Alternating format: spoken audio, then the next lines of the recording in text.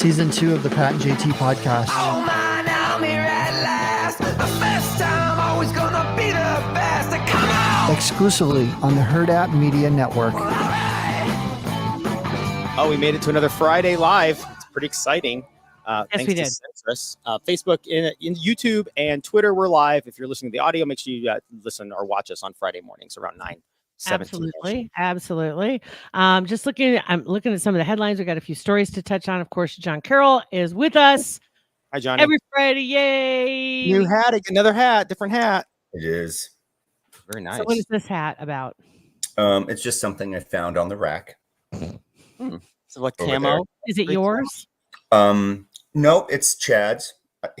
Chad is a big thrifter. He loves to go to Goodwill, and he's really good at it. So he's good Chad hunting at Goodwill, and Good Chad. he does. He just because he worked in retail forever, and it was just more like he had It was at the buckle, wasn't not the buckle? the post and nickel. Post Yeah. and nickel, 132nd and center. Yep, the post and nickel. Everybody raise your hand that remembers post and nickel. God, don't you hate that intersection now? It doesn't know. look like anything. I mean, from the grocery store on the southwest corner to the post and nickel. Yeah. All four sides. All four corners, just all changed up. Wasn't there Valentino's was on the northwest or northeast side, and then they moved it over to a little to-go store on the other side, right? Yeah.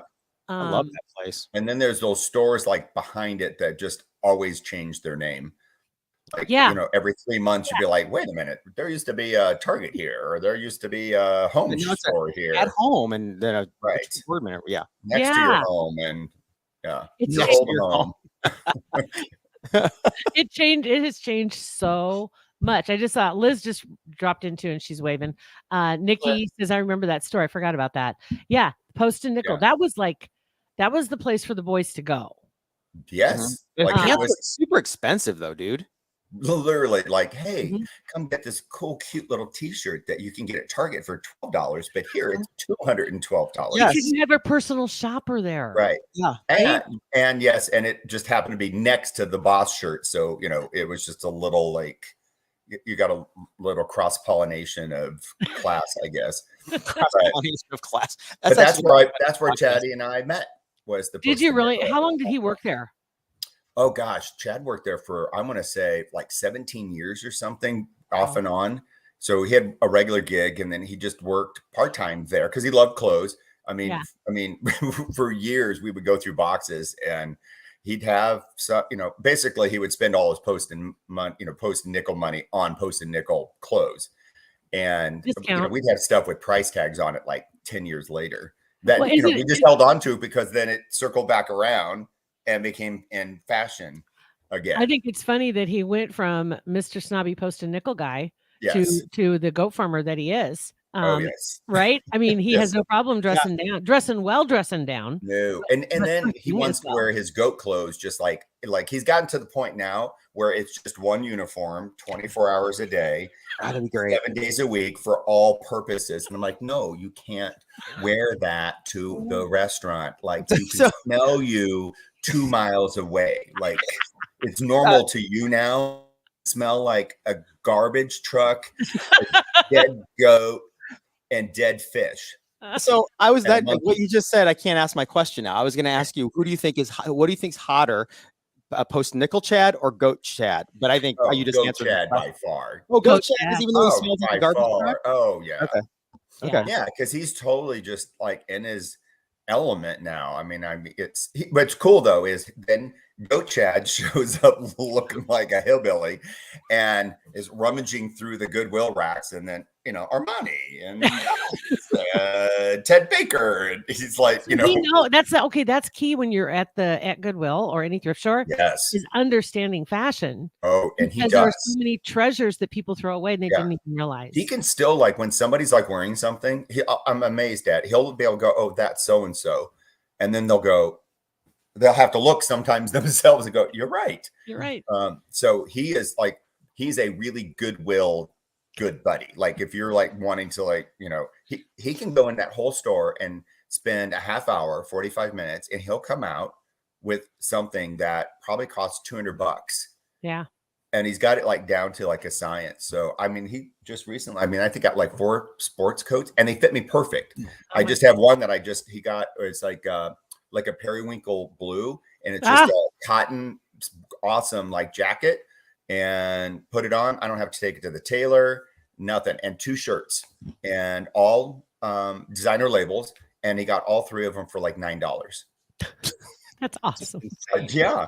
But he said he's noticed, though, that the clientele has definitely shifted, and the millennials are really like they're his competition out there now because they have figured out the thrifting. My daughter and they're good at it as well. I'm going to say that you're going to see a lot more people that haven't darkened the doorstep of thrift stores. I have a feeling in the next few months of all ages, you know, that are going to be thinking, okay, not only am I donating some stuff, but I'm going to stick around and go through your stuff. That's right. Well, I mean, who cares? People are flipping tennis shoes that they wore for a year and making money on them. So people wearing used or somebody else's clothes is like that whole.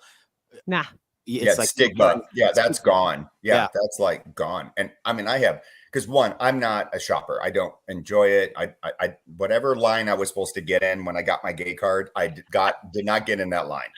And I'm so bad. Like if I find a shirt that I like, then I get 4 of them in different colors. I do that.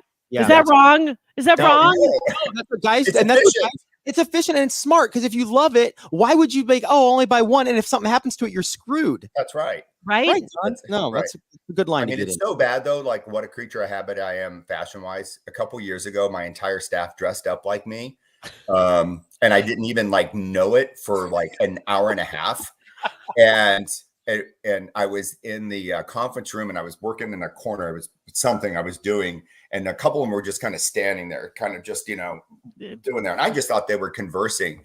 And I kind of looked through the window, and the moment I screamed, like, ah! It was like a horror movie. Like, is that how I look every like day? Outer Limits or something. And I was like, ah!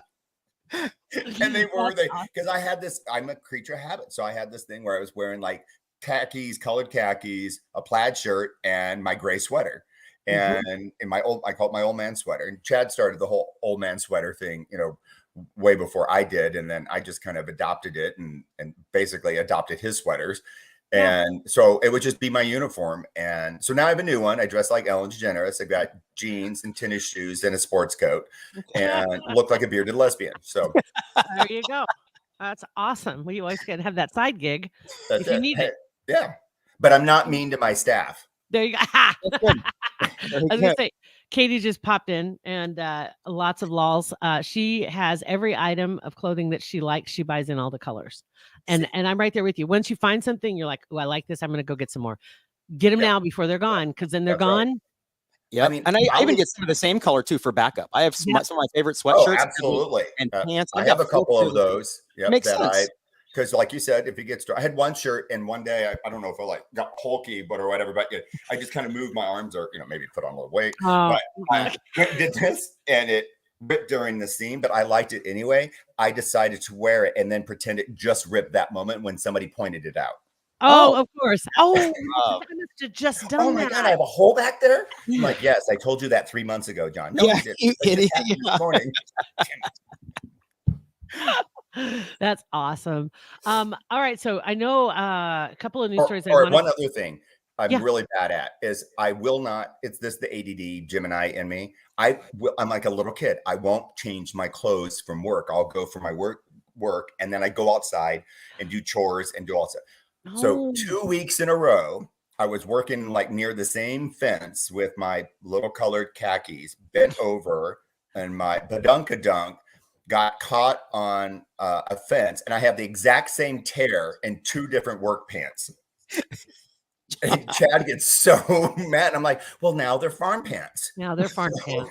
Expensive farm pants. Right. Yeah. Oh my God. Would you say cute little Docker, whatever? Fun. Yeah, right. One was mint green, and the other one was kind of burgundy. Yeah. Beth, she calls them her fun pants. So you have fun pants. I have fun pants. Yeah. Those are real expensive fun pants. When you start doing that, you got to change out. I can't wait to get out of work clothes. cannot wait to get out of work clothes if I'm dressed up for something. It's like for work. If it's just a regular day, it's pretty much Yeah. what I've got on right now. It's tank top, it's a t-shirt, whatever. I can stay that way. But if it's work clothes, yeah. And Jillian, she says, no, the work clothes come off 5 minutes after being home. Yoga pants have to earn their keep. That's right. Couch pants. Our couch. Remember we talked about Yes. couch pants. Oh, You gotta yes. have, sometimes we just don't put Yeah. the pants on once you get undressed from work, and you just. Yeah. But you got to Well, have couch pants nearby in case somebody comes to the door. Well, and I've turned into Hugh Hefner, because now when I come out of my work clothes, I put on pajamas. Oh my and God. and I love wearing my pajamas. I've definitely gotten older. I know that. And then I just walk around in my little flannel pajamas. Do you have know, slippers? I have slippers. Yeah. Okay, I've gone through this phase. I wear of, slippers and pajamas. do you have I went through this phase trying to find slippers that, because I like slippers, but generally they have no what I want to say, form to them. Like they don't really give you much support as far as you can't walk out the door in them.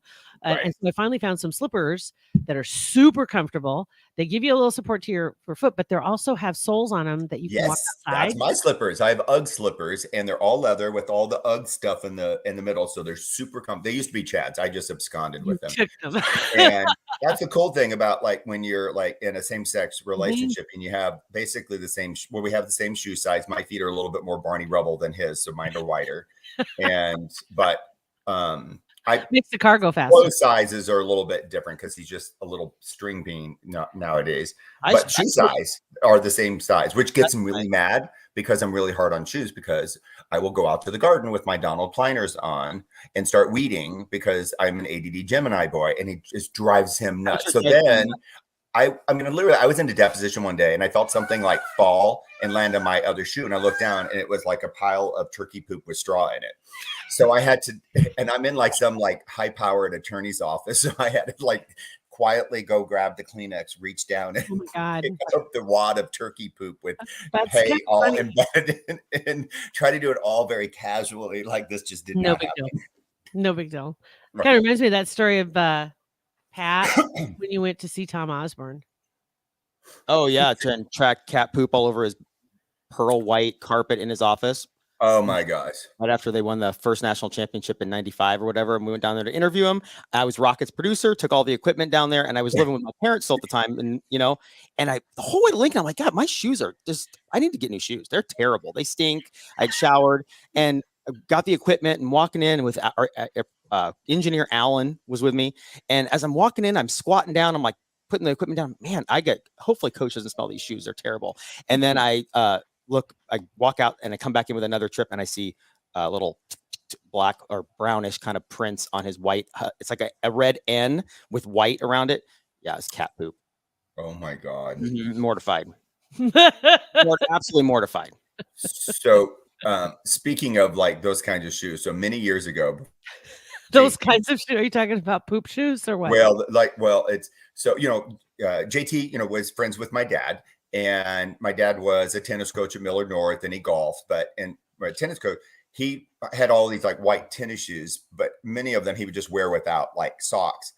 So I was living in California at the time, and my mom and sister were calling me and was saying, Dad smells smells really bad. And anyway, it ended up morphing into this whole thing where they thought that it was a biologic process. So he actually ended up going to a doctor to get worked up because they thought it was coming out of his skin and maybe he had some weird cancer or whatever it was. No, it was his tennis shoes that were so rank that it was wafting up all over him. A 12-year-old boy. Right. And it was, I can't remember if it was my mom, my sister that actually figured it out, that it was his white Converse tennis shoes that had bred a new species of bacteria and fungi. And and they spent money trying to figure out whether or not he had some weird disorder. He just needed a pair of socks. He just needed new shoes and to wear socks. I hate that smell of feet. We worked with people in the past that their feet were just the smell comes in before they do in the room. Right. And it's that just smell. It's awful. Yeah.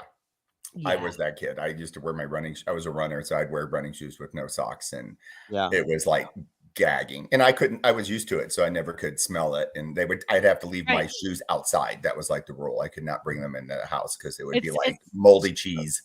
Yeah. Ugh. Well, it's that way. It's that way for, I'm surprised the family doesn't get nose blind to it as well. I mean, honestly, Right. when you've got kids and you got stuff going on, you just kind of get nose blind. And when you have pets, it's the same thing. You Yeah. don't really notice, Right. damn, your breath is bad, dog. It's like, geez, you walk in, whoa, but anybody else walks in and they're like, dang, I am 2 goats past normal. Nice coffee mug. That is awesome. Oh my God. Yeah. So anywho, let's see. What else do I have? What else was on the list of things? Well, we were gonna have John tell his story about the Survivor, the finale. Well, you know what? And that's a good time to do that because we just had another Survivor wrap up, didn't we? Yes, we did this week. 42? Was that season 42? It was season 42. And the most amazing thing about it. So there is a young African-American woman, young Black woman that was on there. I think she was the youngest player on the season. Mhm. And at the beginning, just super like smiley, happy, bubbly, like, and early part of the game, I think that was probably really endearing. And then when you get to the middle part of the game, I'm sure it was grating because just nonstop, jabber jaw and all this other stuff. Well, what was amazing about it is the entire thing that she was doing, partly was true, but a large part of it was kind of a ruse. And she ended up towards the end when there was like 7 left, started making these like brilliant, calculated, strategic moves. It was like a work of art. And she got to the final tribal council, made her way there, had a hidden immunity idol that nobody knew about, never had to use. And she pulled it out during her final speech to show them. I told Chad it was like algebra when she was explaining everything that she did. It was the first time I think I ever saw the jury literally go, like, it was like, remember like in The Sixth Sense with Bruce Willis in that moment? It was like that because everybody just thought she was just this bubbly, annoying little sister. Just got lucky. And she had the plan. And when she spelled it out for everybody, what her last moves were in those like last 5 people and how she did this, that, and the other. And then she pulled this thing out of her pocket and, basically kept the only secret because every person that had an advantage, an idol, spilled the beans. And then they got voted out because they told somebody that they had that advantage. She never did. And nobody ever knew. And so she pulled that thing out at the most perfect moment during tribal council that she ended up winning 7 out of the 8 votes on the jury. But the most amazing part of that whole story is that it was on the 20th anniversary of Vesepia's win, who was the only other Black winner. Ooh, that's great. Black woman or what has there been? Is it just Vesepia was first Black winner and the only Black female winner. There were 4 Black men. That's what I was going to say. In between. So Black women, Marianne. Not another Black woman had won since Vesepia. It took 20 years for that to happen. And this young woman did it like a masterclass of what you'd want it to be. Which is fantastic because you think, okay, there's no way they can have any more surprises after 42 seasons. There's no way anybody can do this a different way. And now they've just proven, yes, they can.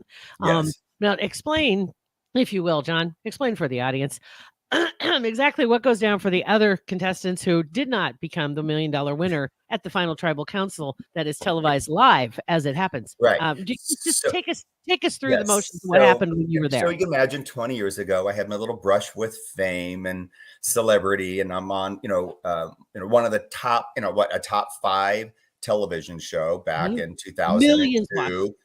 29 million people watched our show, an average of 29 million. We beat Friends in total numbers of viewers, and we were always competing with them on Thursday nights, is when Survivor was still on Thursday before they moved it to Wednesday. And so, and then on top of it, we were the back to the beach because we were supposed to go to Jordan, but because of 9/11, they had to move it from Jordan, and they were scrambling for a new location, and they ended up at Marquesas. And they credit our season with, there was concern about would Survivor be able to last because Africa was a landlocked season and they had parasites and it was just kind of bad. And so they called it back to the beach, and they've never really left the beach. They've been, some water locations with like lakes, but mainly they've been on the ocean ever since. So there was just a lot of expectation with our season. And of course, 9/11, everything got delayed with what we were doing. Many of us didn't even know if we wanted to go play because of just everything that happened.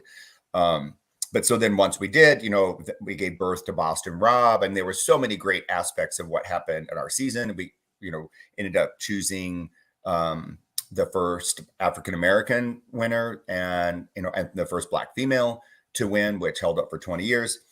And so, big season. And then we get to the finale night and they do it in Central Park, and Rosie O'Donnell hosted. It's the only one like that. It went back after that. They went back to Jeff Probst doing it. We all got cars. I mean, we were feted like real celebrities. Mm-hmm. And then they throw this huge cast party, and you're just like, great. You're dancing. It's open bar, food, the whole thing. You're at this swanky New York City club, and like everything is just going, and champagne. And I mean, they just treat you just like, just royalty.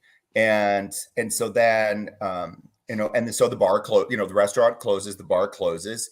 And so we go outside. We're not even sure where in New York we are. And can I just say, I'm going to interrupt you. This was after the tribal council. You knew Vecepia won. Yep. And so you guys are out partying, the cast party. There it is. Fantastic. Yep. And then the clock strikes 12. Yep. Strike 12. We go outside. We're thinking our limousines are like out there just waiting for us to take us back to the hotel. And we go outside and there's nothing. Crickets. Like the season is done and they are done with us. And we are no longer celebrities. We are just drunk white people, confused.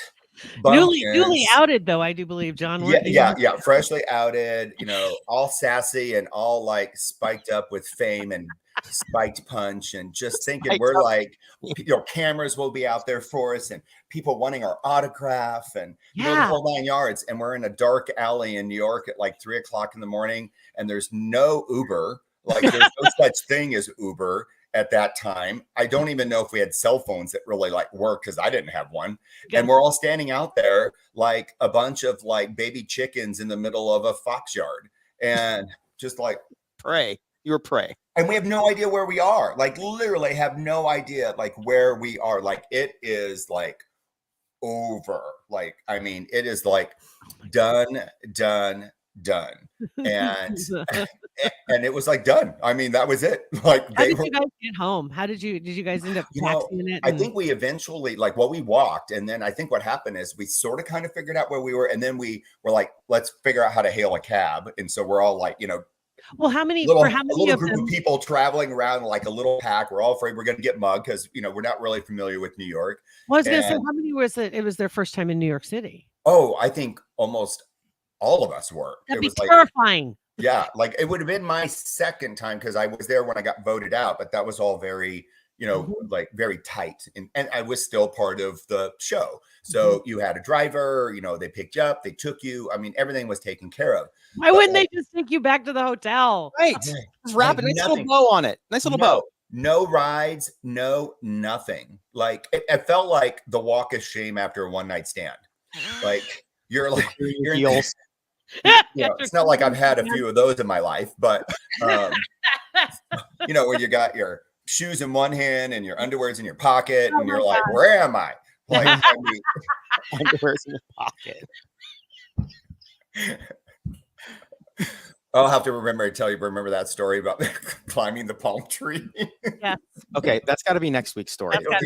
So every week we got to have a different John Carroll experience story as part of our episode. So we'll do the pop. We're still waiting for the first day boot camp. We're gonna have to hold that one off. Yeah, so hold that. So let me just wrap up the survivor thing. So okay. You remember a couple years later, you sent me out to be a correspondent, and you guys gave me the little thing to like interview people. Yes. So 2 years later, or 2 seasons later, is Survivor Amazon, and they had the first deaf player, and Christy.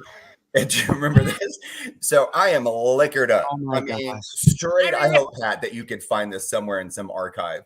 So just liquored up, and I go up with my little thing, and Christy's there, and a person is signing for her, but she can read lips. And so I'm all drunk, and I literally walk up to her. I'm like, "Can you say something for our deaf listeners?" And she said, "What? Like what?" But she signed what? And her interpreter signed, "What did you say?" And I was like, and I repeated it. Yeah. Oh my God. And then I realized in slow motion, and we all died laughing because she'd tell I was totally toast. It Oh was my one of the God. funniest things that ever happened. I mean, forgot she about died, that. I died. I was like, I wanted a hole to open up and just suck me into the universe. It was This is so funny. That's what we pay you for, Johnny. This is what That's right. we paid you for right here. This is it.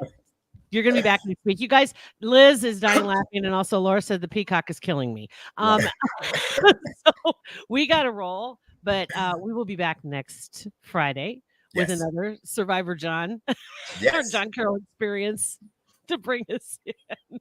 Thanks, buddy, for joining us. Yes, it was fun. Happy holiday, everybody.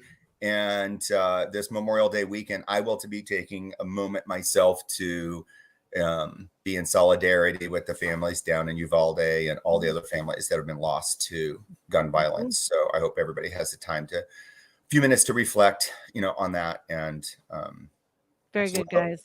Have a great weekend. Enjoy your families. Right? Thanks, guys. It's Pat and JT, Twitter, Instagram, and Facebook. Hopefully you're watching us. If not, make sure you watch us next week. Otherwise, download our podcast wherever you can. Thanks for listening. Pat and JT Podcast, a Huda Media Production.